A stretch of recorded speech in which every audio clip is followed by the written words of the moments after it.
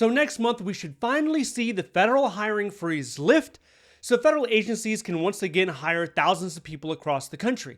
This is badly needed in the federal workforce right now. It'll also provide a lot more job opportunities to the people that are interested in getting a federal job. Now, I've talked to people that have recently retired from the federal government. I've talked to people who have taken the separation incentive, that's taken a buyout or deferred resignation program. They're not interested in getting another federal job. But believe it or not, there are thousands of people, if not millions, that are looking for a job and they're willing to consider a federal job because they've done the number comparison. Maybe you're working in Piggly Wiggly making $40,000 a year, and if you join Veteran Affairs, you can make $60,000 a year. If the numbers, if they line up and the government represents a better opportunity, whether you hate the Trump administration, you love the Trump administration, who's president is temporary, right? So it rotates out. So they're willing to go ahead and consider a federal job. If you looked at the recent job report, you would see there are more people than jobs. There are more unemployed people right now than jobs. So I took a look at usajobs.gov, and it's clear that right now there are more job announcements being posted.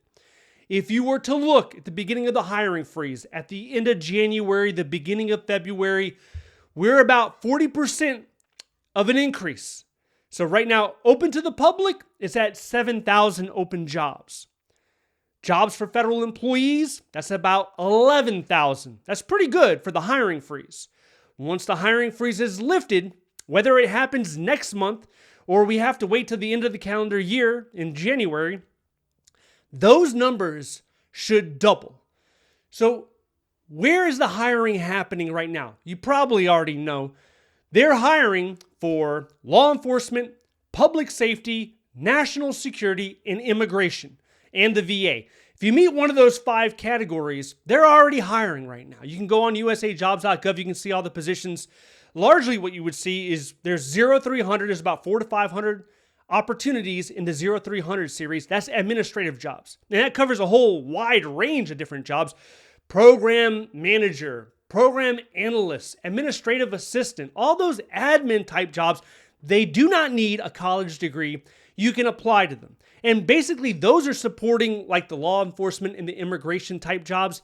They're in a supporting role. After that, you can look at 0083. That's a police officer. Now, if you want to be a police officer, it's 2 main agencies. It's the VA and the Department of Defense. Now, underneath the Department of Defense, you got a lot of sub-agencies, Department of Navy, Department of Army, you got all of that. But if you want to be a police officer, keep in mind, there is an academy requirement. You're looking at an additional 3 to 6 months to actually start doing your job. But a lot of people have been interested in 0083. It comes with higher risk than a regular admin job, obviously. And the pay is kind of middle of the road. I mean, it's nothing to get too excited about. You're looking at starting 40, 50,000 a year, maybe 60,000, but it can increase. It can definitely go up 70, 80,000 a year. But I find 0300 has a more lucrative, a more desirable pay range. It goes up higher. Now, what else we have is the 1800 job series. So agencies like ICE, Department of Homeland Security, they're hiring in the 1800, among other agencies. But if you look at immigration officer, deportation officer, law enforcement officer, you'll find it there. You'll find it in the 1800 series. So you can consider that as well. But what about the future? After the hiring freeze is lifted, where are we going to be seeing the jobs and what agencies? So speculating here, you can look at the Department of Defense. They lost 55,000 people this year. They're probably going to be trying to hire some. Also, look at the IRS, an agency that was never supposed to hire in the calendar year of 2025. Wasn't supposed to happen. In black and white, they said IRS will not hire anymore. What's happening right now? Well, they're hiring, right? Contact representatives. But the contact representatives, those individuals, that's a seasonal job. Reduced benefits, you don't have the same stability. They just kind of want you to answer phones and then get out of their face. IRS, they've lost over 25,000 people in that agency. When we get closer to the tax season, it's going to become evident they're going to need to hire more. Now, are they going to be successful in that? I mean, who knows? The main job series I would look at after the hiring freeze, 0300 still, because that's like the lifeblood of an agency. They could do over a dozen tasks. So whether you need records compliance, privacy, correspondence management, an assistant to an executive, all that 0300. So they're going to bump those numbers up. 2210, IT folks. There's a huge push to modernize a lot of agencies. When it comes to websites, their systems, interfaces, all of that. 2210 is going to be huge. And then in addition to that, 0200. You got to have your 0200. That's HR, human resources.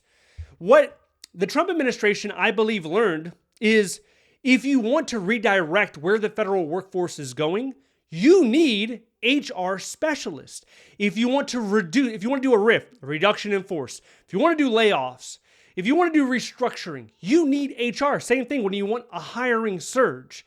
You know, in ICE right now, in FAA, there's been an increase in hiring. Who facilitates that? It's human resources.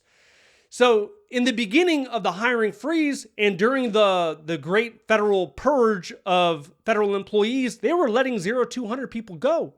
You let those people go, you're struggling because you're not able to hire and fire as quickly, or, you know, there's a break in the continuity. So 02s, I think they're going to make an effort to try to get those individuals back up inside of these agencies. Also, I get it that not everyone believes the hiring freeze is coming to an end. It's like Lucy with the football in Charlie Brown, where Lucy's like, you can kick the ball, and then Lucy pulls it away. If you ever seen the Peanuts, if you ever read those comics. So the same thing what's happening now with the Trump administration. Initially said the hiring freeze is only going to go out this far. Then they extend it. Then they extend it again. If we see another extension, which a lot of people believe, then it will take us out to the end of the calendar year. Now, could it be extended further? It could be. We could just maintain a hiring freeze and then have exemptions in different agencies. But I am of the opinion that there is a real need for federal workers in these agencies. Otherwise, you jeopardize public service. Critical services are jeopardized. So I think they will make a concentrated effort to restaff some of these agencies. Now, it's not just that, but the government realized not too long ago that they need to make it more appealing. They need to attract more people to be interested in getting a federal government job. So there's a new strategy, and they might have cracked this nut. It might have happened. If you want to know a little bit more about that, check this video out next. Stay updated by signing up to the free newsletter down below. Thank you so much for watching. I'll see you in the next one.